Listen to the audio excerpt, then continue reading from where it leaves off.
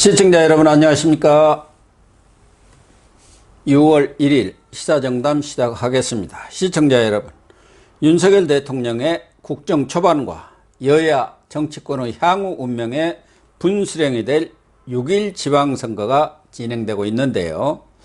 오늘 오후 7시 30분 방송 3사 출구조사 발표가 되기 전 민심의 향배를 짚어보고 향후 전국을 진단하는 시간을 갖도록 하겠습니다.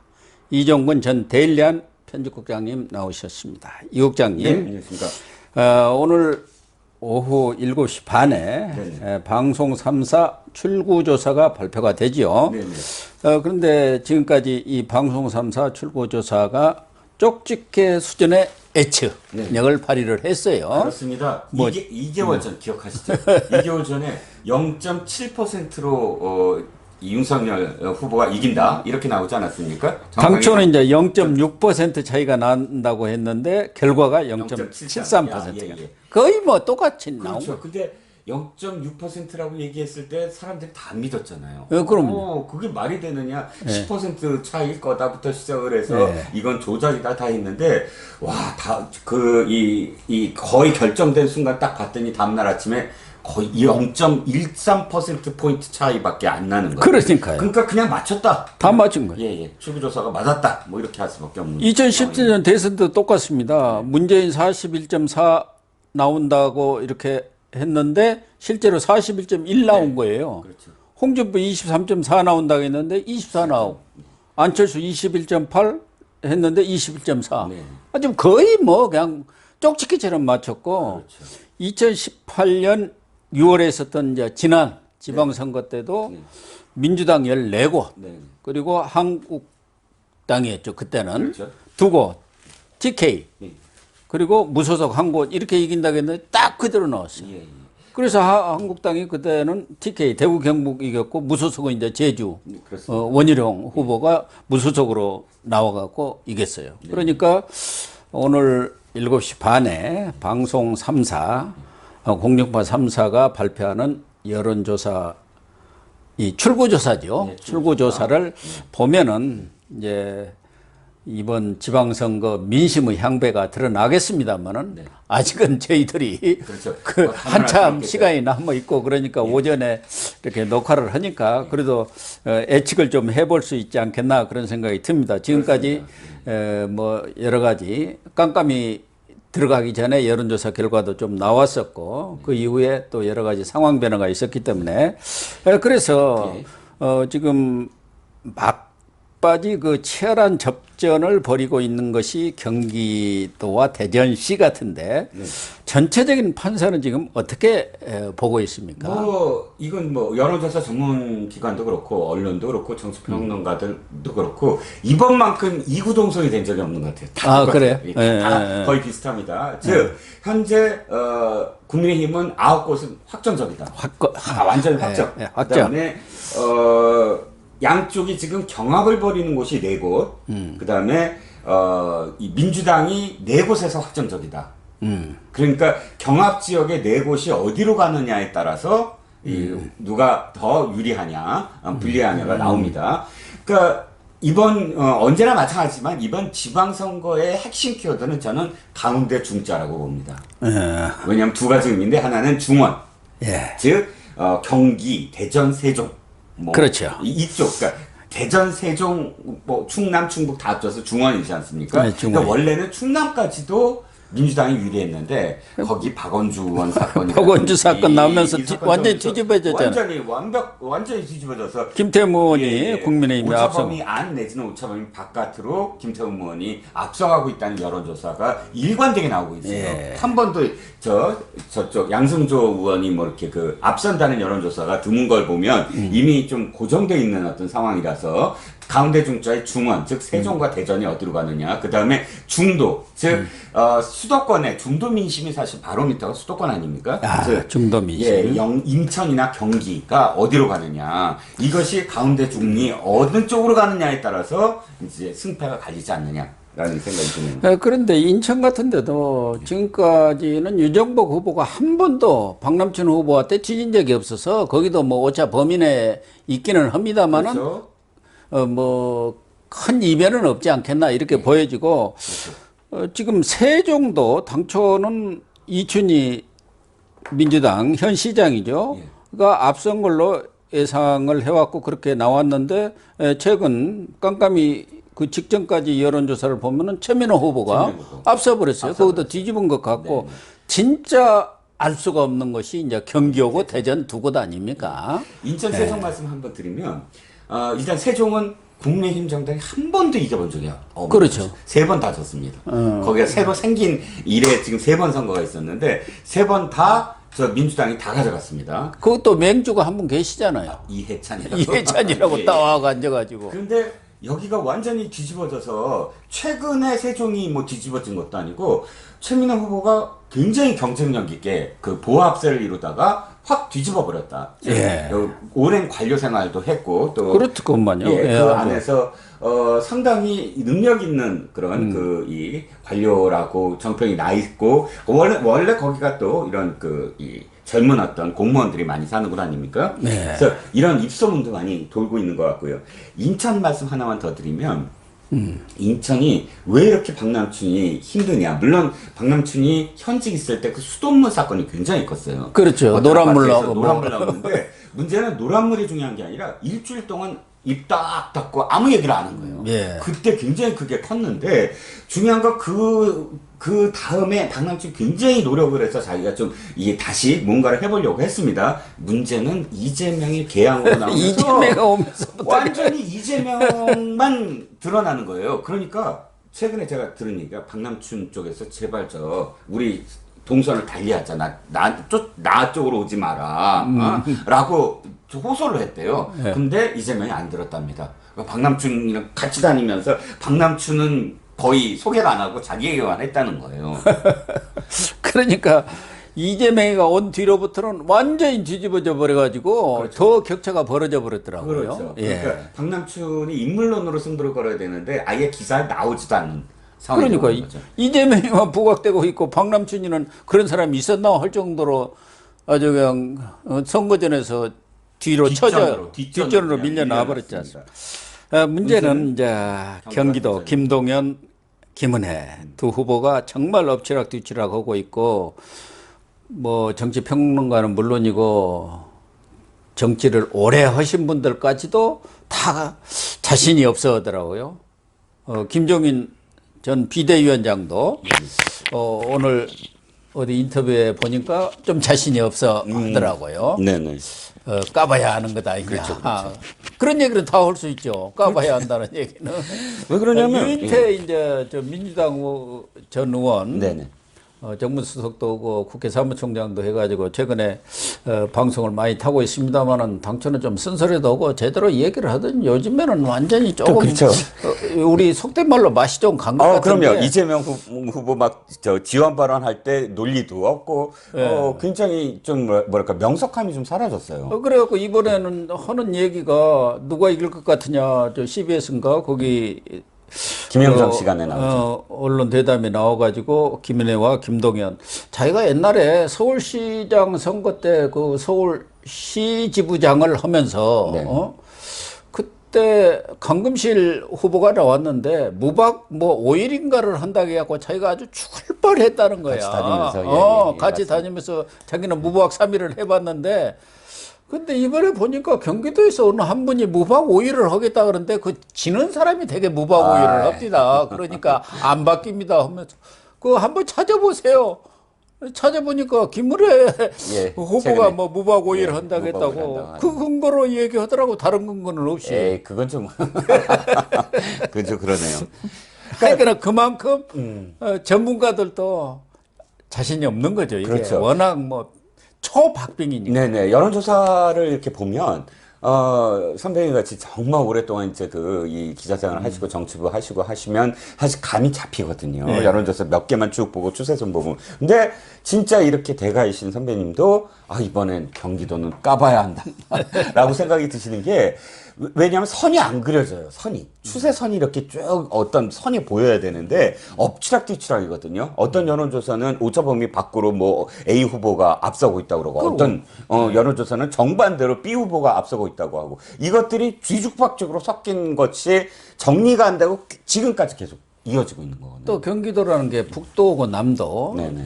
이 그냥 지형에 따라서 민심도 완전히 좀 다른 그런 네, 성향을 보이잖아요. 그렇습니다. 예. 남쪽에 이쪽에는 아무래도 김은혜 후보가 좀 유리하고 저쪽 북쪽에는 김동연이가 좀 유리하고 그런 것 같은데 그러나 밑바닥 전체의 민심이라든가 윤석열 대통령에 대한 여러 가지 지지 열기 그 민심의 큰 흐름 속에서 보면은 지금 엎치락뒤치락을 하지만 그래도 김은혜 후보가 이길 수 있다는 저는 희망을 갖고 있습니다. 네. 예. 굉장히 민심을 이기지 못하거든요. 굉장히 선전하고 있죠. 예. 예, 국민의힘이 민주당에 비해서 어느 지역을 조사해도 훨씬 앞서고 있지 않습니까? 네. 그게 민심이거든요. 그렇죠. 다만 이제 경륜의 부분에 있어서 아무래도 김은혜 후보는 초짜라고 볼 수가 있죠. 초선 의원이고. 예. 김동연이야 뭐 정말 경륜은 누구도 그게 필적하기가 어려울 정도의 그런 경륜이 있으니까 그런 부분에 대해서 이제 도민들이 어떤 평가를 내리냐 문제인데 그럼에도 불구하고 도도한 민심의 흐름 이건 역행을 못해요. 네. 선거 결과가. 그렇습니다. 그래서 경기도도 웬만하면 이기지 않겠나 저는 그렇게 봅니다. 사실은 이쪽에 좀 기울어 있습니다. 김은혜 쪽에 아주 객관적으로 이렇게 제 판단으로 감으로. 예, 제가 오늘까지 들었던 그 깜깜이 기간 동안에 여론조사의 흐름 몇 군데만 들었는데, 물론 제가 받은 것 중에 김동연이 앞서고 있다라는 것도 있어요. 그런데 이게 지금 민주당 쪽에서 제가 받은 거라 자기네 유리한 거로 돌아가는 것 같고, 현재까지 제 판단에는 강보아, 즉 오차범위 안에서 김은혜 후보가 앞서고 있는 것으로 지금 그래요. 나오고 있습니다. 저는 뭐 그런 걸 현장에서 취재를 안 오고 또 그러니까 여기 앉아 있으니까 그냥 감으로 느끼는 것이지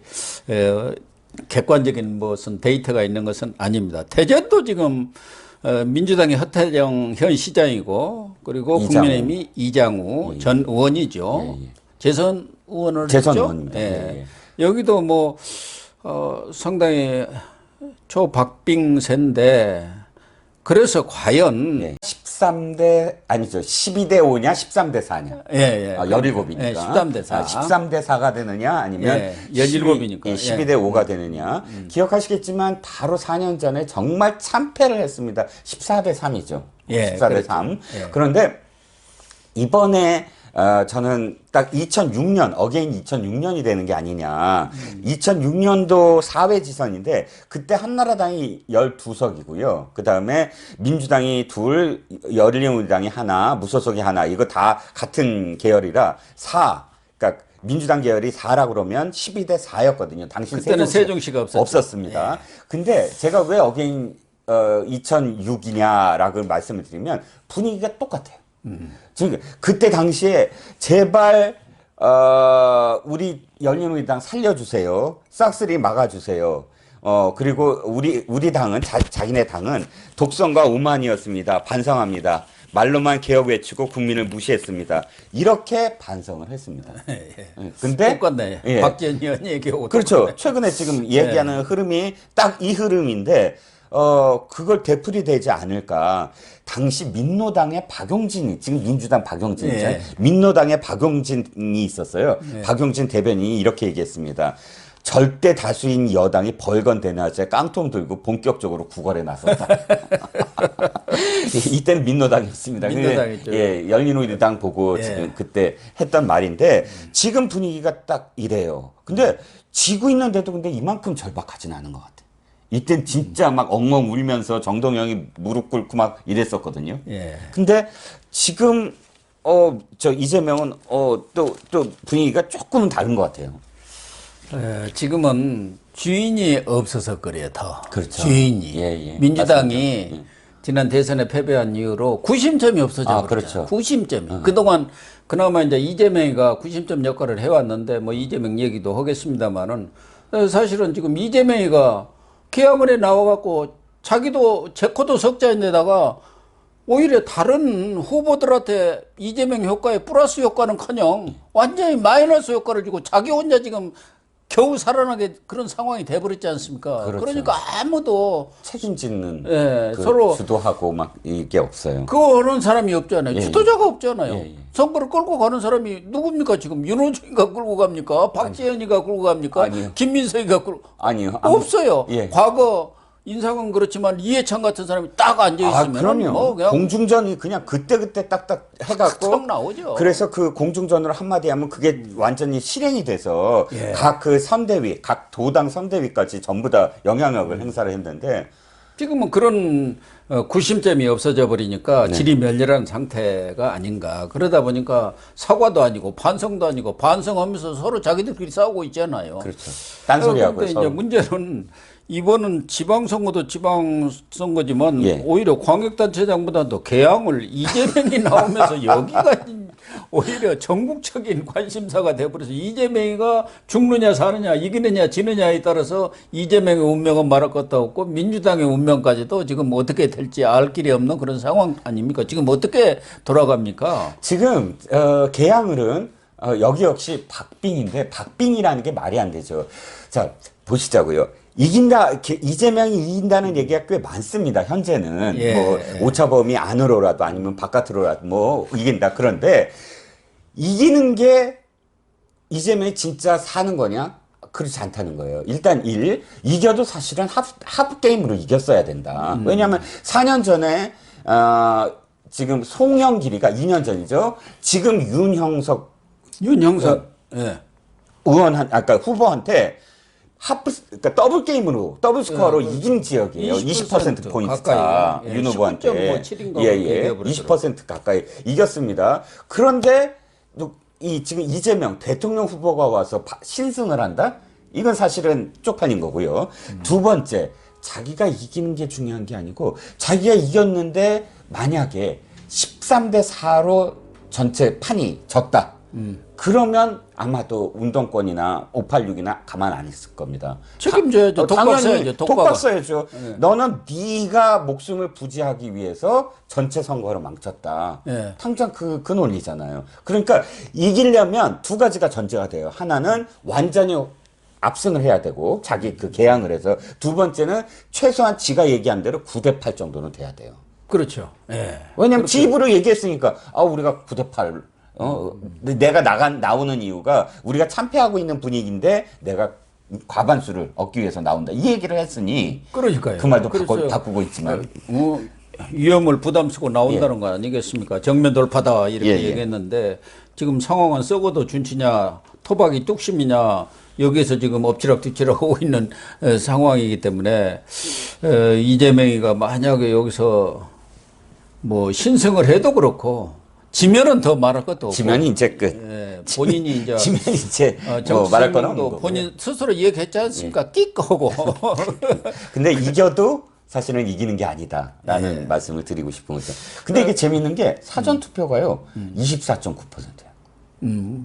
이 개항을 해 사전 투표가 보통 인천이 지금 22%거든요. 예. 그러니까 전국 평균보다 높게 지금 나타나고 있다는 거죠. 그래서 지금 마지막 판에 어떻게 보면은 이번 지방선거에 쟁점이 거의 없었는데 그 쟁점으로 떠오른 게 이재명이가 도저히 안 되겠다 해갖고 비상수단을 쓴 게 김포공항 폐지 이전 아닙니까? 폐지죠, 폐지. 폐지고 저 인천으로 보내버리겠다 그 얘기인데 이거 하나가 이제 막판에 하나의 변수로 떠올랐고 그 이후에 또 악재가 되는 게 윤호중하고 박지원 두 비대위원장 간에 아주 그냥 멱살잡이를 한 톡톡한 갈등 이런 부분들이 사실은 깜깜이 이후 그 여론조사 공표 이후에 나타난 상황인데 과연 김포공항 이전 문제, 폐지 문제 이 부분에 대해서는 어느 국민도 납득하기 어려울 거예요. 저는 개항 국민들도 마찬가지 아니겠나. 도대체 아니 그것은 대형 국가적인 사업 아닙니까? 국책 사업을 일개 무슨 국회의원이 공약을 한다는 자체도 말이 안 되고 이게 실현 가능성이 없다는 것은 삼척동대도 알만한 일 아닙니까? 그리고 그게 옮긴다는 게 말이 되는 소리를 해야지. 그렇죠. 이게 또 그래도 좀 도움이 되니까 본인은 얘기했을 거 아닙니까? 다들 반대하는데 뭐 야당 내에서도 지금 난리 법석 아닙니까? 그렇죠. 나만 살고 보자 이렇게 읽혀지는 거예요. 그렇죠. 왜냐하면 제주도 알아서 해. 뭐 어디 뭐 저기 서울 저 남부, 서울 동부. 왜냐하면 서울 남부는 청주까지 가서 제주도 가라 그러고 서울 동부는 원주까지 가서 제주도 가라는데 아니 세상에 제주도 가는 비행기보다 더 가야 되는 시간이 더 걸리는 거를 누가 하겠습니까? 현재까지는 그쪽에 뭐 저기 KTX도 제대로 안 뚫려 있는데요. 그러면 어차피 이 송영길도 이해가 안 가는 게 자기가 진짜 서울시장이 되고 싶으면은 이거 하지 말아야 돼요. 근데 송영길은 본인 스스로도 아는 거 아니겠습니까? 이미 서울시장 포기를 한 거고, 그나마 이재명까지 죽어버리면 자기로서는 이제 정치적으로 재개할 길이 없지 않습니까? 그러니까 일단 이재명을 살려놓고 보자. 그러니까 거기 가서 호위무사 역할을 한 거고, 들러리 역할을 써준 거죠. 근데 그게 참 송영길이라는 사람을 제가 이해가 안 가는 게 자기 정치도 있지 않습니까?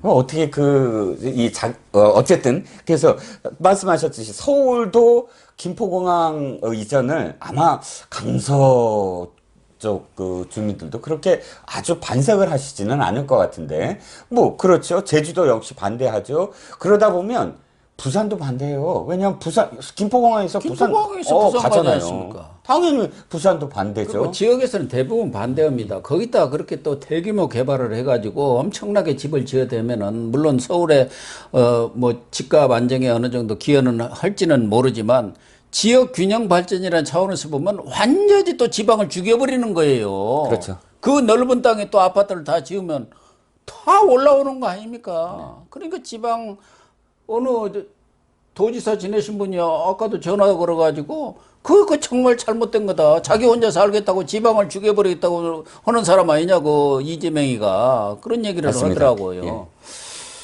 그래서 이게 자살골이 될지 신호 한 수가 될지는 좀 봐야 할 것 같기는 합니다. 자기도 선거 많이 치러본 사람인데 그래도 뭔가 도움이 되니까. 그렇죠. 예. 이런 꼼수라고 합니까? 뭐라고 합니까? 이런 걸 꼴짝수라고도 하는데 그런 걸 내놓은 거 아니겠습니까? 거기다가 앞서 얘기한 대로 윤호중, 박지원 두 비대위원장이 그냥 586 물러나라 하면서 사실상 멱살잡이나 다름없는 586 60대 여고 26살 먹은 사람하고 지금 싸움이 붙은 거 아닙니까? 그 뒤에 배경이 뻔한 거 아니겠어요? 그렇죠. 586 쓸어버리겠다 그런 의도가 거기에 배에 있기 때문에 이 586 운동권들이 반대하는 것 아니겠습니까? 이번에 같이 치러지는 것이 보궐선거가 7곳 아닙니까? 네. 근데 분당갑에 나온 안철수 국민의힘 후보는 지금 룰루랄라한 것 같고. 그렇죠. 압도적이죠. 예.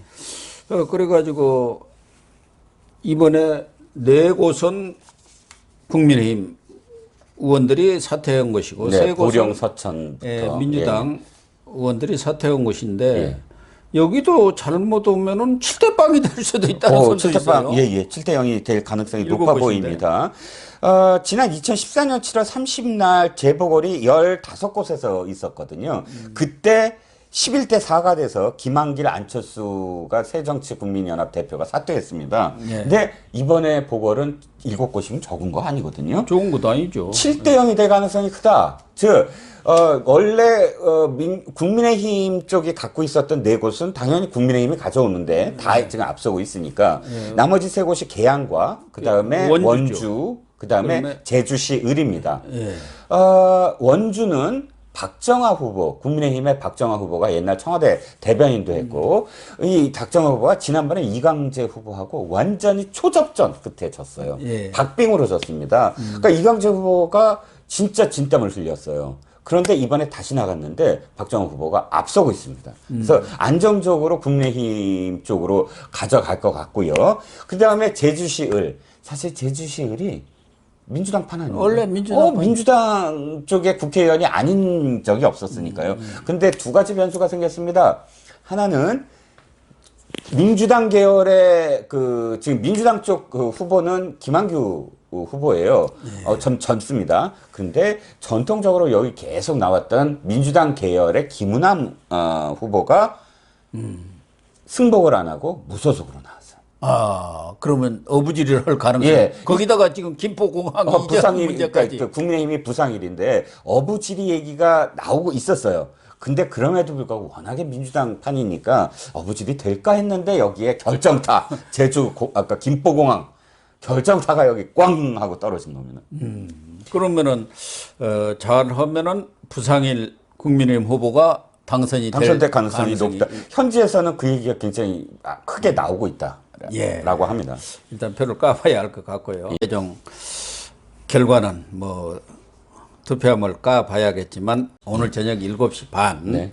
방송 3사 출구조사 결과를 보면은 거의 뭐 쪽집게처럼 예측이 나오지 않겠나 그렇게 생각이 됩니다.